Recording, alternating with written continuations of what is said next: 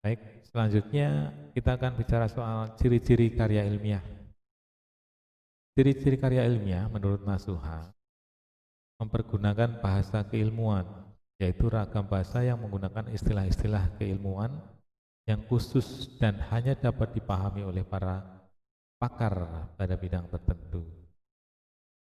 Namanya aja karya ilmiah ya, artinya ya tulisan-tulisan yang diangkat adalah sesuatu yang ilmiah.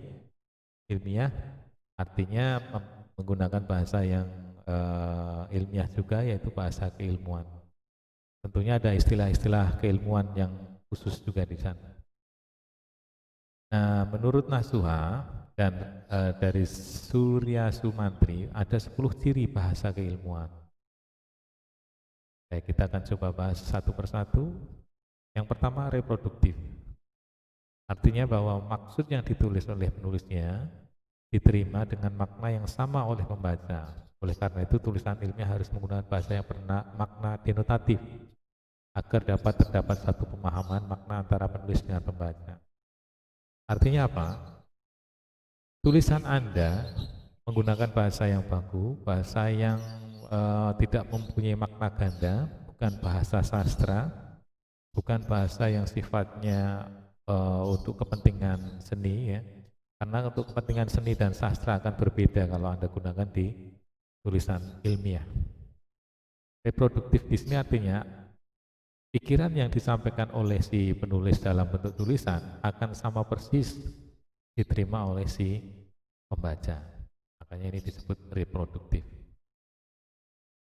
Selanjutnya yang nomor 2, tidak ambigu. Ambigu itu artinya tidak bermakna ganda. Ini hampir mirip dengan tadi. Ketika kalimat-kalimat menggunakan makna denotatif yang sesuai dengan kamus, artinya tidak akan memunculkan makna ganda. Tapi kalau Anda menggunakan gaya bahasa dalam tulisan Anda, itu akan membuat interpretasi orang akan kalimat itu akan berbeda-beda. Ini yang disebut dengan ambigu. Jadi hindari penggunaan kalimat atau kata yang sifatnya ambigu. Ini akan mengaburkan makna. Ya. Hal ini biasanya karena ambigu itu biasanya apa? Biasanya juga karena si penulis tidak menyusun kalimat dengan menggunakan kaidah penulisan kalimat yang baik dan benar. Ada kalanya subjeknya hilang atau predikatnya yang nggak jelas. Itu sering kita jumpai dalam tulisan-tulisan mahasiswa. Yang ketiga, tidak emotif, tidak melibatkan emosi, tidak melibatkan perasaan dari penulis. Ini sangat berbeda ketika Anda menulis diari harian Anda. Tentunya diari akan bersifat emotif, Anda melibatkan emosi ketika mengungkapkan suatu hal. Nah, dalam tulisan ilmiah, dalam tulisan Anda yang berupa laporan besok, tidak ada kata-kata yang menunjukkan emosi dari si penulis. Tidak ada tambahan pendapat subjektif dan emosional dari penulisnya. Oleh karena itu, otomatis karena tidak adanya emosi, tulisan itu akan bersifat jelas, objektif, dan tidak berlebihan. Istilahnya dalam bahasa Inggris itu ada kata-kata yang sifatnya flowery, berbunga-bunga, lebih-lebihkan. Baik, nomor 4, penggunaan bahasa baku dalam ejaan, kata, kalimat, dan paragraf. Ini berhubungan dengan yang sebelumnya tadi ya. Gunakan bahasa yang baku dalam ejaan, pemilihan kata atau diksi, kalimat, dan paragraf. Ini sebagai sarana sebenarnya, sarana pengaplikasian teori kuliah bahasa Indonesia dalam bentuk praktek langsung membuat tulisan berupa laporan. Yang kelima, penggunaan istilah keilmuan.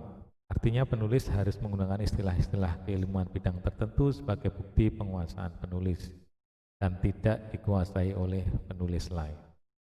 Jadi antara satu mahasiswa dengan mahasiswa lain dengan judul yang berbeda, otomatis istilah-istilah keilmuannya juga berbeda-beda.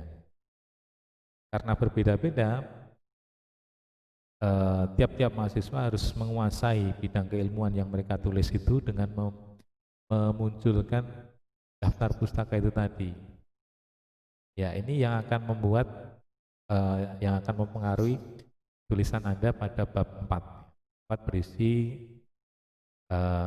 narasi redaksional dari penulis. Ya.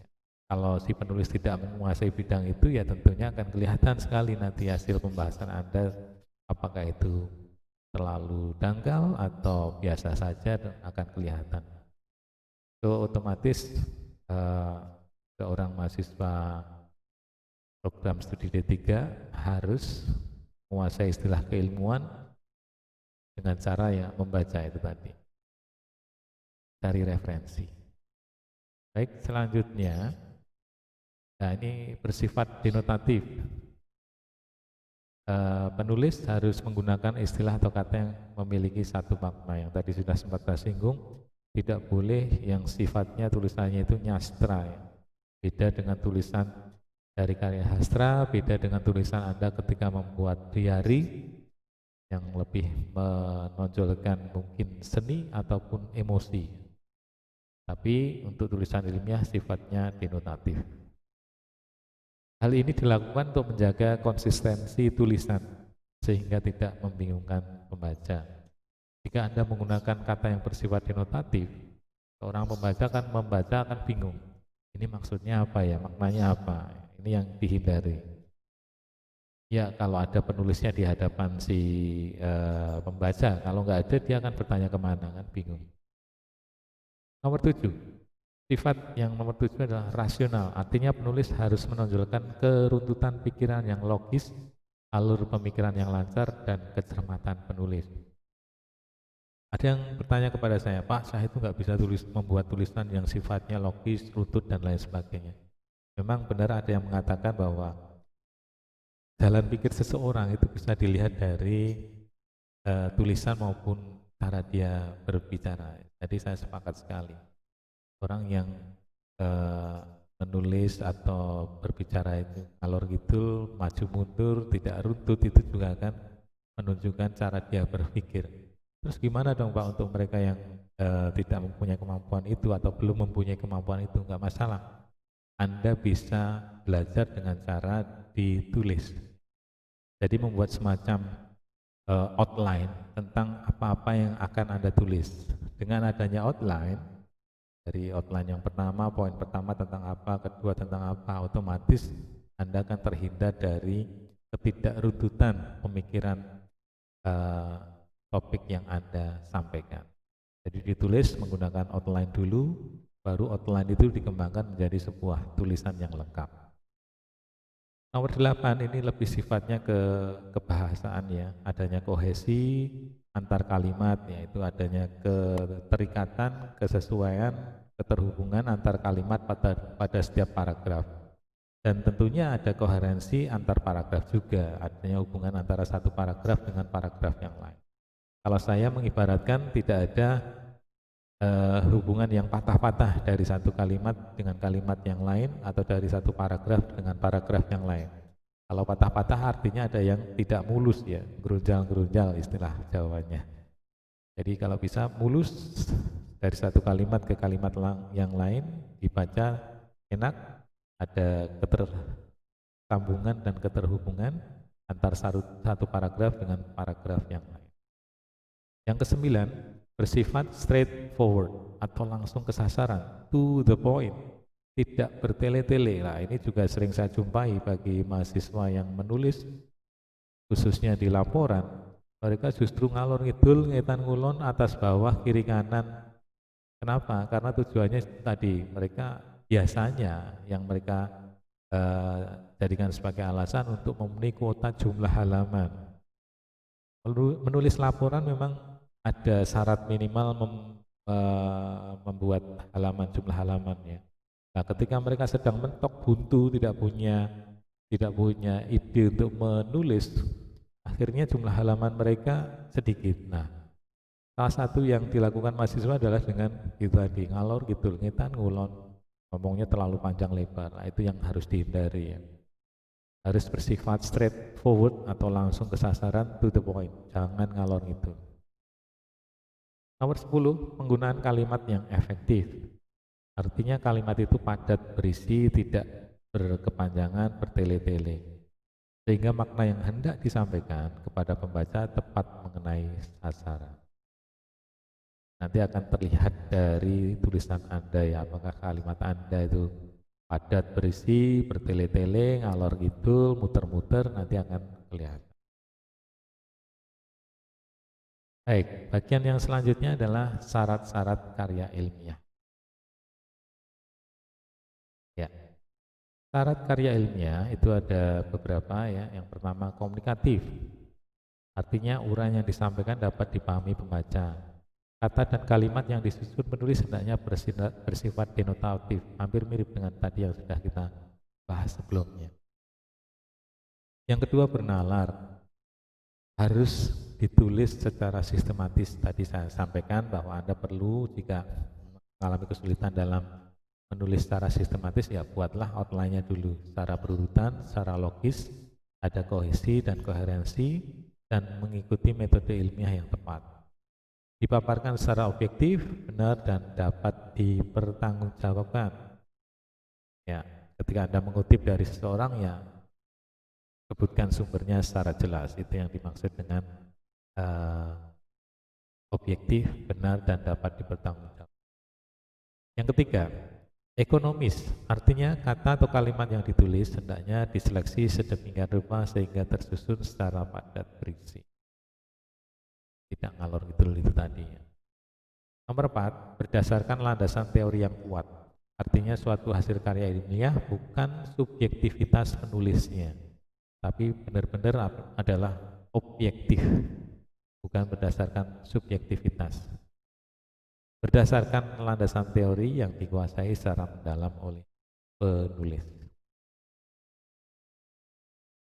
Kelima, tulisan harus relevan dengan disiplin ilmu tertentu. Artinya tulisan ilmiah itu ditulis oleh seseorang yang menguasai suatu bidang ilmu tertentu. Penguasaan penulis pada disiplin ilmu tertentu akan tampak melalui teori, pendekatan, pemaparan yang selalu berlandaskan pada prinsip ilmu tertentu. Yang keenam, memiliki sumber penumpang mutakhir. Teori-teori ya.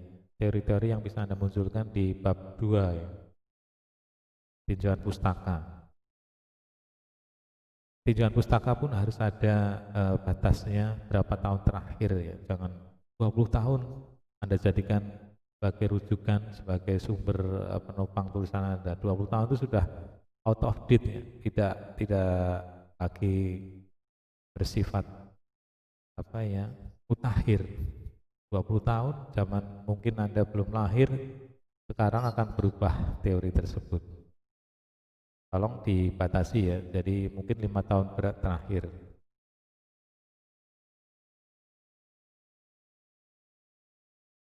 Kemudian yang ketujuh, bertanggung jawab. Artinya sumber data, buku acuan, dan kutipan harus secara bertanggung jawab disebutkan ya. Ini kembali lagi ya, pengulangan tentang plagiarisme.